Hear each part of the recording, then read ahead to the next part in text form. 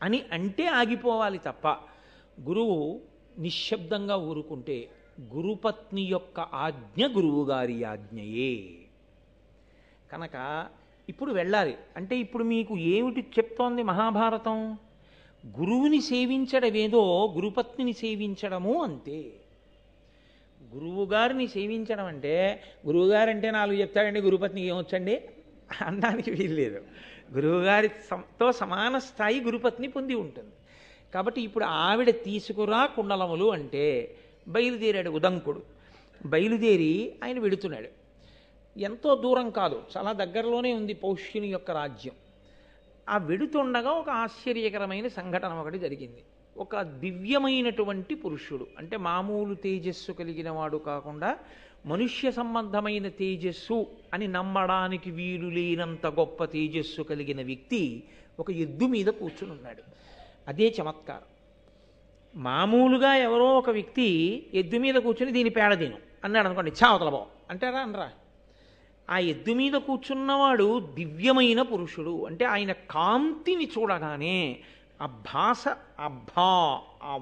ఆయన చుట్టూ ఉన్నటువంటి ఆ వలయాన్ని చూడగానే ఈయన సామాన్యుడు కాడు, ఈయన ఏదో మనుష్యుల కన్నా భిన్నమైనటువంటి జాతికి చెందినవాడు, దేవతాస్వరూపుడు. కాబట్టి ఈయన మాట నేను ఔదలదాల్చవలసిందే అనేటటువంటి ప్రచోదనం కలిగేటట్టుగా ఆయన ఉన్నాడు.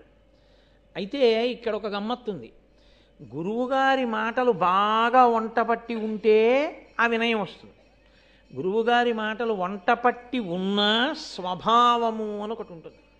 ఈ స్వభావము అనేటటువంటిది చాలా ప్రమాదకరమైనటువంటి లక్షణం. ఇది పుట్టుకతో వస్తుంది స్వభావం అన్నది.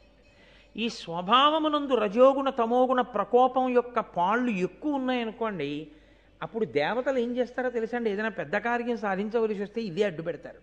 కైకమ్మను అందుకే అడ్డు పెట్టారు, కౌసల్యని సుమిత్రని విడిచిపెట్టి ఆవిడితో అడిగించారు వరాలు. ఎందుకంటే తమోగుణ రజోగుణ ప్రకోపం ఎక్కువ కాబట్టి. స్వభావము గురువుగారి దగ్గర విన్నటువంటి మాటల వలన కలిగినటువంటి వినయాన్ని మింగేస్తూ ఉంటుంది అప్పుడప్పుడు. అప్పుడు స్వభావం గెలిచిందనుకోండి, వాడికి ఉండే కోపమో వాడికి ఉండేటటువంటి ఇంకొక లక్షణమో ఏదో పైకి వచ్చేసింది అనుకోండి, గురువుగారు చెప్పింది మరిచిపోయాడు అనుకోండి, మరిచిపోతే తన స్వభావంతో ప్రవర్తిస్తాడు. అందుకే గురుపాదుక పూజనీయం ఎందుకైందో తెలుసండి, అది గురువుగారిని మోసింది. అలాగే గురు పాదుక ఏం చేస్తుందంటే తల మీద పెట్టుకుంటే అహంకారాన్ని అణుస్తూ ఉంటుంది. అది ఆయన్ని మోసి తెచ్చింది. ఆ వినయం మీకు కూడా ఇస్తుంది. అందుకే ప్రపంచంలో ఎవరి పాదుకకి పూజ లేదు, ఒక్క గురు పాదుకకే పూజ.